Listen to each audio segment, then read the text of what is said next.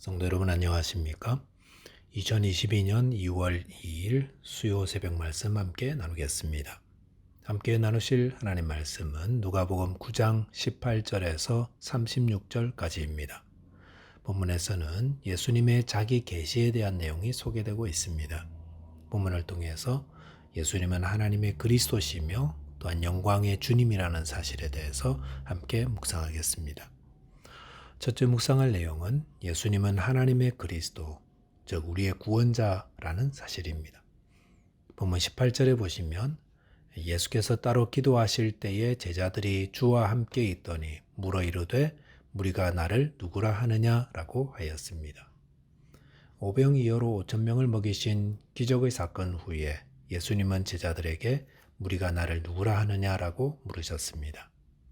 아마도 이 질문은 예수님이 무리의 생각을 알기 위해서라기보다는 이 질문을 통해 제자들에게 예수님이 누구신지를 또 앞으로의 사역이 어떻게 될지를 알려주시려 한 것이다 라고 할 수 있습니다.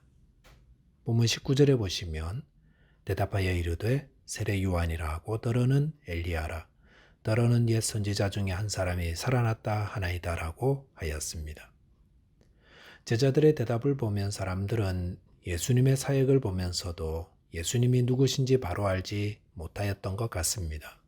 그것은 아마도 예수님이 지금까지 자신을 메시아로 드러내지 않았기 때문이라 할 수 있습니다.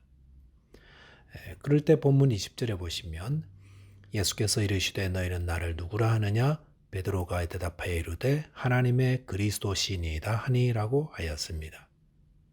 예수님은 제자들에게 그들이 예수님을 누구로 아는지를 물으셨습니다.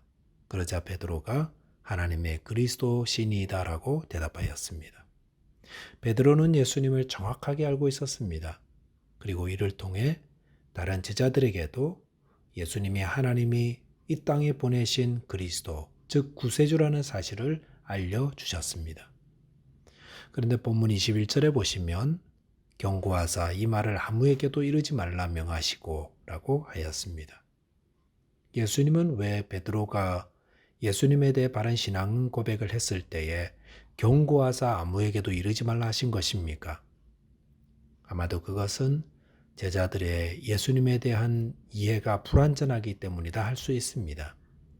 베드로와 제자들은 예수님이 하나님의 그리스도라고 알고 있었지만 그들은 다른 유대인들처럼 예수님을 정치적 메시아로 알고 있었던 것입니다. 본문 22절에 보시면 이르시되 인자가 많은 고난을 받고 장로들과 대제사장들과 서기관들에게 버림받되어 죽임을 당하고 제3일에 살아나야 하리라 하시고 라고 하였습니다. 예수님은 하나님의 그리스도요 우리의 구원자이시지만 예수님의 그 사역은 십자가 사역을 통해 그 고난을 통해 죽임을 당하고 부활하게 됨을 통해서 이루어지는 것입니다. 이것은 당시 사람들이 기대하던 그리스도의 모습과 참으로 많이 다른 모습입니다. 본문 23절에 보시면 또 무리에게 이르시되 아무든지 나를 따라오려거든 자기를 부인하고 날마다 제 십자가를 지고 나를 따를 것이니라 라고 하였습니다. 예수님은 제자들과 무리들이 가지고 있는 예수님 따르는 모습의 잘못된 생각들을 바꾸어 주셨습니다. 예수님은 이 땅의 지배자들과 같은 그런 구원자가 아니십니다. 예수님은 이 땅의 다른 지배자들처럼 다른 사람들을 다스리며 섬김을 받으며 지배하는 그런 사역을 하지 않으십니다. 자기를 부인한다는 것은 나의 주인은 내가 아니라 하나님이십니다. 라고 고백하는 것을 의미합니다. 또한 제 십자가를 진다는 것은 예수님이 십자가 고난을 당하신 것처럼 예수님을 따르는 자들도 기꺼이 고난과 수치와 멸시를 받아야 함을 말합니다. 그것은 이 땅에서는 실패자의 모습이지만 이렇게 주님을 위해 제 목숨을 잃을 때에 오히려 목숨을 구하게 된다 하셨습니다. 예수님은 우리를 구원하실 구원자이시지만 주님이 이루실 그 구원 사역은 군사력이 아닌 십자가를 통해 주시는 것입니다. 저와 여러분께서 이 땅에 오신 예수님을 믿고 또 따르는 자가 되어 온전한 구원을 얻게 되시기 바라겠습니다. 두 번째 묵상할 내용은 예수님은 영광의 하나님이시다라는 겁니다. 본문 28절에 보시면 이 말씀을 하신 후 8일쯤 되어 예수께서 베드로와 요한과 야고보를 데리고 기도하시러 산에 올라가사라고 하였습니다. 예수님이 하나님의 보내신 그리스도라는 사실을 드러내신 후 예수님은 약 8일쯤 뒤에 베드로, 요한, 야고보 세 제자와 함께 기도하러 산으로 올라가셨습니다. 29절 보시면 기도하실 때에 용모가 변화되고 그 옷이 휘어져 광채가 나더라 라고 하였습니다. 기도하시던 예수님은 용모가 변화되어 그 옷이 휘어져 광채가 났습니다. 이것은 예수님이 인성을 벗으시고 신성을 드러내신 것임을 말하고 있습니다. 그런데 그 신성의 빛이 얼마나 강력했는지 예수님의 옷도 휘어져 광채가 났습니다. 모세가 그의 얼굴에 하나님의 빛이 반사되었을 때는 수건으로 가려졌고 그때 그 빛이 수건을 통과하지 못했는데 변화되신 예수님의 빛은 그 입은 옷까지도 통과할 정도로 차이가 있었습니다. 이것은 예수님이 신성의 영광스러운 빛을 가진 하나님이시며 성육하실 때에 잠시 육신의 몸을 입고 계셨던 것을 말해줍니다. 본문 30절, 31절에 보시면 문득 두 사람이 예수와 함께 말하니 이는 모세와 엘리야라 영광 중에 나타나서 장차 예수께서 예루살렘에서 별세하실 것을 말할세라고 하였습니다.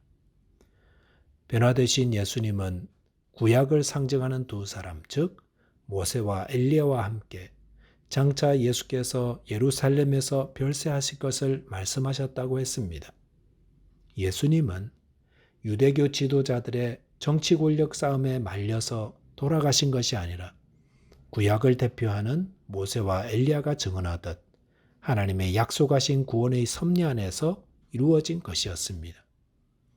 제자들은 그 자리에서 졸다가 문득 깨어 이 사실을 보았습니다. 그리고 33절에 보시면 두 사람이 떠날 때에 베드로가 예수께 여짜오되 주여 우리가 여기 있는 것이 좋사오니 우리가 초막 셋을 쥘때 하나는 주를 위하여 하나는 모세를 위하여 하나는 엘리야를 위하여 하사이다 하되 자기가 하는 말을 자기도 알지 못하더라라고 하였습니다. 베드로는 예수님께 주여 우리가 여기 있는 것이 좋습니다라고 말했는데 그것은 베드로의 진심이라 할 수 있습니다. 높은 산 꼭대기에 머무는 것이 뭐가 좋겠습니까? 하지만 아무리 열악한 곳이라도 주님의 신성을 대하게 되면 그 영광스러움 때문에 그 모든 것들을 상대화할 수 있다는 것을 보여줍니다. 34절에서는 이렇게 말하고 있을 때에 구름이 그들을 덮게 되었다고 했습니다. 그리고 35절에 보시면 구름 속에서 소리가 나서 이르되 이는 나의 아들 곧 택함을 받은 자니 너희는 그의 말을 들으라 하고 라고 하였습니다. 구름 속에서 제자들은 예수께서 하나님의 아들이시오 택함 받은 자라는 음성을 듣습니다. 그러므로 너희는 그의 말을 들으라 하였습니다. 이 예수님의 변화산 사건은 예수님이 영광의 하나님의 아들이시라는 것을 보여줍니다. 예수님이 이 땅에 계실 때에 초라하고 낮은 모습으로 계셨지만 그것은 예수님이 자기를 낮추신 겸손의 모습이었습니다. 예수님은 그 입으신 옷이 그 영광의 빛을 가리지 못할 정도로 영광과 능력과 위엄으로 충만하신 분이십니다. 그 예수님의 말씀을 듣는 것이 하나님의 뜻이요 또한 이를 통해 구원을 얻게 되는 것입니다. 말씀을 정리하겠습니다. 예수님은 우리를 구원하기 위해 이 땅에 오신 하나님의 그리스도이십니다. 우리가 예수님의 말씀을 따라 순종할 때 누구든 하나님이 주시는 구원을 얻게 됩니다. 기도하겠습니다. 하나님 아버지, 영광과 능력으로 충만하신 거룩하신 하나님의 아들께서 저희 죄인들을 구원하시기 위해 이 땅에 오셨고 십자가의 고난 당하시고 부활 승천하심으로 저희가 이 구주가 되어주시니 감사합니다. 저희 모두 예수님의 말씀을 온전히 듣고 믿고 순종하는 자 되게 하여 주옵소서. 예수 그리스도 이름 의지하여 기도하옵나이다. 아멘. 예, 오늘도 주 안에서 승리하는 하루 되시기 바라겠습니다. 감사합니다.